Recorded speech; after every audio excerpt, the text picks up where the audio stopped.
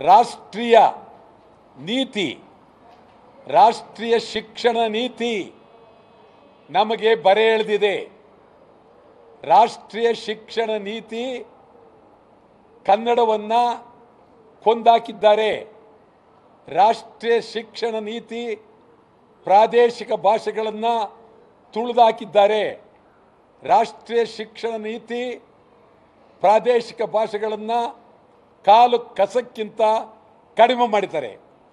ಈ ಸಂದರ್ಭದಲ್ಲಿ ಇಡೀ ದೇಶದ ಭಾಷಾವಾರು ಪ್ರಾಂತ್ಯಗಳು ಏನೇನಿದೆ ಅವರು ಈ ಬಗ್ಗೆ ಸಮಗ್ರವಾಗಿ ಚರ್ಚೆ ಮಾಡಿ ಕೇಂದ್ರ ಸರ್ಕಾರಕ್ಕೆ ರಾಷ್ಟ್ರೀಯ ಶಿಕ್ಷಣ ನೀತಿ ಬದಲಾವಣೆ ಆಗಬೇಕು. ರಾಷ್ಟ್ರೀಯ ಶಿಕ್ಷಣ ನೀತಿಯಲ್ಲಿ ಕನ್ನಡಕ್ಕೆ ಮಾನ್ಯತೆ ಸಿಗಬೇಕು, ಕನ್ನಡಿಗರಿಗೆ ಉದ್ಯೋಗ ಸಿಗಬೇಕು, ಪದವಿಯಲ್ಲಿ ಕನ್ನಡ ಶಿಕ್ಷಣ ಮಾಡುವುದಕ್ಕೆ ಅವಕಾಶ ಸಿಗಬೇಕು. ಈ ಬಗ್ಗೆ ನಾವು ರಾಷ್ಟ್ರೀಯ ಶಿಕ್ಷಣ ನೀತಿಯನ್ನೇ ಪ್ರಶ್ನೆ ಮಾಡಿ ಕೇಂದ್ರ ಸರ್ಕಾರಕ್ಕೆ ಪ್ರಧಾನಮಂತ್ರಿಯವರನ್ನು ಭೇಟಿ ಮಾಡಿ, ಶಿಕ್ಷಣ ಸಚಿವರನ್ನು ಭೇಟಿ ಮಾಡಿ ರಾಷ್ಟ್ರೀಯ ಶಿಕ್ಷಣ ನೀತಿ ಬದಲಾವಣೆ ಆಗಲೇಬೇಕು. ಬದಲಾವಣೆ ಆಗದೇ ಇದ್ದರೆ ಕನ್ನಡಕ್ಕೆ ಖಂಡಿತ ಅಪಾಯ ಒದಗುತ್ತೆ. ನಾನು ಈ ಬೆಳಗ್ಗೆ ನೋಡಿ, ತಡೆಯಾಜ್ಞೆ ನೋಡಿ ನಮಗೆ ಬಹಳ ನೋವಾಗಿದೆ. ಮುಂದೆ ಕನ್ನಡದ ಗತಿಯೇನು, ಕನ್ನಡಿಗರ ಗತಿಯೇನು?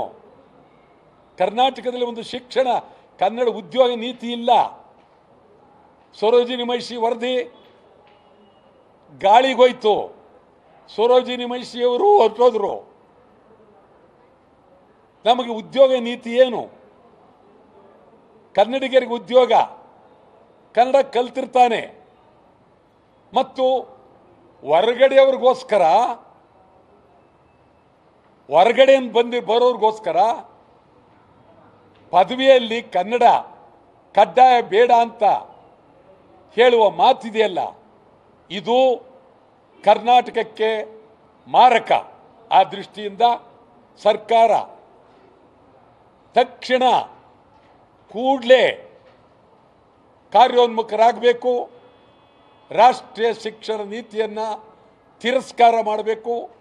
ರಾಷ್ಟ್ರೀಯ ಶಿಕ್ಷಣ ನೀತಿಗೆ ತಿದ್ದುಪಡಿ ತರಬೇಕು. ಶಾಸನ ಸಭೆಯಲ್ಲಿ ತುರ್ತು ಕನಿಷ್ಠ 1 ದಿನ 2 ದಿನವಾದರೂ ಶಾಸನ ಸಭೆಯನ್ನು ಕರೆದು ಸಮಗ್ರವಾಗಿ ಚಿಂತನೆ ಮಾಡಿ ಕಾನೂನು ಮಾಡ್ಬೋದಾ ಅಂದರೆ ಮಾಡಿ. ನಿಮ್ಗೆ ಹೇಳೋದಾದರೆ, ಬಂಗಾರಪ್ಪ ಮುಖ್ಯಮಂತ್ರಿ ಆಗಿದ್ದಾಗ ಕಾವೇರಿ ನೀರು ಬಗ್ಗೆ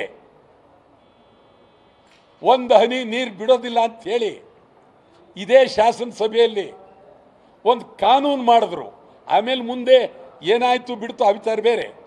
ಆ ಧೈರ್ಯ, ಆ ಶಕ್ತಿ ಮುಖ್ಯಮಂತ್ರಿಗಳು ತೆಗೆದುಕೊಳ್ಬೇಕು ಅಂತೇಳಿ ಕಳಕಳಿಯಿಂದ ಮನವಿ ಮಾಡ್ತೀನಿ.